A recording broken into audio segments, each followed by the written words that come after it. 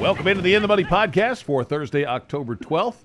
I'm Tom Leach, along with Jim Goodman, Keeneland's Director of Mutuals and Simulcasting, as we take a look at the Thursday card. Going to look at the late pick four, which includes a allowance feature for two-year-old fillies going 7 furlongs. We'll start at the 7th race with a maiden race at 6.5 to lead off the pick four. And these are fillies and mares going 6.5. And I had to end up narrowing this down to make the ticket manageable, but it wasn't with a lot of confidence that I did that. Who did you land on? Yeah, this is one of those things where I'm glad Ben put a race like this at the beginning of the pick four, because you can always look and see who's playing if the first time starters are getting played, for one thing, and then where the other horses fit in the wagering hierarchy until you place your wager. We don't have that advantage because we're handicapping it a day out. So I go 5 deep here in the pick four. My top pick, probably South of Sanity, the 3 for Wesley Ward, a first-time starter. And the one stat that sticks out here is that Julio Garcia and Wesley Ward are 36% the last couple of years, 16 and 17, 75 starts, 36% winners. This horse has been training well. Wesley always has his fillies ready, and this is a 3-year-old who didn't get to the races on as a 2-year-old, but she's been working steadily, and I'm going to take her, but certainly not with any degree of confidence. I'm also going to use Chrissy's Candy, the 4 for Brad Cox, Stella Air for Robbie Alvarado, although she's been out 9 times. She's been very consistent.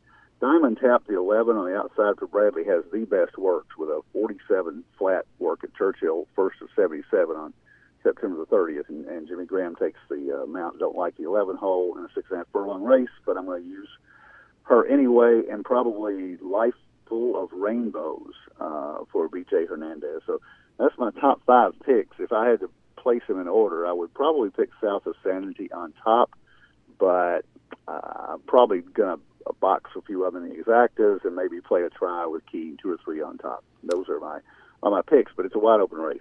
I ended up taking the 7, Chris Covetown, off a solid effort at Kentucky Downs, and those Kentucky Downs horses have been outstanding, and we've seen several of them that have switched over and run well on the dirt, and this horse took a little money, and the pedigree suggests that he can handle the dirt, so I'm going to take the 7, Chris Covetown, for the win pick.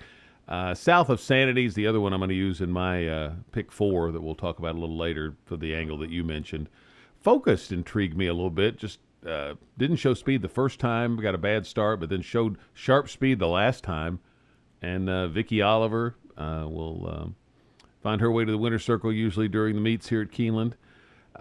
So that was another one that I liked. Graceland I thought was a little interesting at a price. But Chris Covetown's going to be my win pick in here, and use him with those others, and maybe I might add also Ghost Stellaire for the next one. As far as the exacta play in the race, I probably would do like about a 4-horse exacta box and just spread out a little bit. I definitely would use the 7, 3, and 2, and then probably the 1 or the 5 for the 4th spot. In the 8th race, it's shareholder value where I landed. Not a strong opinion here, but this horse does have a 1-for-1 record at Keeneland and makes a 3rd start off the layoff. And the last was a big move forward. So I'm going to take shareholder value. Of course, you look back to the stakes races that he ran in back in the spring. They obviously had a pretty high opinion of him. Singing Bullets, another 3-year-old that I think's intriguing in here. Just Move On for Pat Byrne. Cowboy Rhythm. And then Mantrue. So couldn't really narrow it down too much here. I ended up taking shareholder value for my win pick. I'll go deep in the pick 4. How about you? I like Just Move On here. Patrick Byrne hasn't had a winner this year. That bothers me a lot. But the last race at Churchill, $100,000 optional claimer, got beat by a length and a quarter to uncontested. Has run against McCracken. So 3-year-old has had some good quality races, just hasn't broken through. He's won a couple times.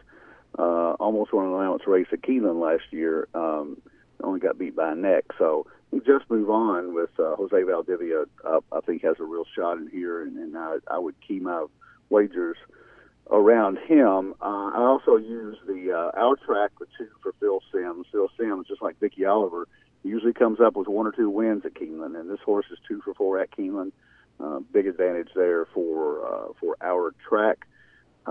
Cowboy Rhythm, one you mentioned for Kellen Gorder, it has a win over Keeneland's track. And Goatstown, Wayne Lucas, I don't play his horses much anymore, but this horse is consistent. If you go back into his history, hadn't done that well lately, but I think he might get up for a piece of it. Shareholder Value, the horse that you mentioned, obviously has a lot of back class. So all those horses, but they would be behind my top pick here, which is Just Move On for Patrick Byrne. Ninth race is the non-winners of one other than 7 furlong test for 2-year-old fillies, and a race I found difficult to narrow down here. Kind of a consistent theme. Who did you land on? Well, there are no easy ones today. Yeah, I'm going to have an easy one here in a minute. Yeah. Okay, I narrowed it down to 3 horses. I like Quick for Ian Wilkes on the outside with Le Peru, who's riding lights out. He's over 30% for the meet. This horse woke up at Saratoga last time out, beat a horse called Navajo, who came back and won next out. So you've already got an allowance winner in his pass that he's already beaten. So I think Quick is a decent shot here, stretching out from 6 furlongs to 7 furlongs. With Julian riding, I'm not too worried about the 11 hole, but it's not ideal. I think he caught a fairly weak field here, though. Tis a Treasure, the 6 for Ingrid Mason, ran at Ellis last time out and broke her maiden. She's actually got beat by Sultry the first time, but she's improved the second time, where Sultry may have taken a step back and then went to Pocahontas and didn't run that well. But Sultry is my third choice, and I think this is a narrowed down race where I believe the winner will come from those 3, and I really believe that Quick takes a step up here from the Saratoga form and wins for Ian Wilkes. So the 11 is my pick here. I took Classy Music for the really great workout pattern that we see in this one after a solid effort at Kentucky Downs. I keep coming back to Kentucky Downs horses. The 8 Jehoshaphat I thought was interesting at a price. Vision of Justice at a price intrigued me. Cutting Back from Longer and had an impressive debut win. I thought that one intrigued me. And then Sultry and Quick were the other ones that I used in here. So Classy Music was my win pick I made, but I'm going to use those other 4 as well. I think this is a race where you good chance you're going to get a good exacta payoff on the top 2. It's just being right about the top 2. Brings us to the 10th race, which is Maidens going a mile on the turf. I like the One Love Mo. It was a Mott 2-year-old that caught a good one in his debut, or in the debut at Saratoga. Lena Marie really finished fast and took some money in that race down at Kentucky Downs last time, so I will take a look at that one. And then Remedy, the 3, first-time starter, but I just like the connections and the pedigree on that one. So I'm going to use 1, 3, and 5 basically in an exacta box. If I had to be pressed, I guess I would take a win pick on the One Love Mo. How about you? Well, I'll say one thing. Sometimes they accuse us of talking before the podcast. Not today. Not today. So if you want to put together a ticket with all of our picks in it, you might want to spend about $1,000. Yeah, it probably wouldn't be cost efficient. No, don't have very much in common today, but that just tells you how wide open the races are, I think. I went with Lena Marie. I had to narrow down my ticket somewhere. I started to single Quick, and the 11 hole did cause me some anxiety in that 9th race. So I thought this horse ran very well last time out of Kentucky Downs, and your angle of those horses coming back, I like them coming back on the turf.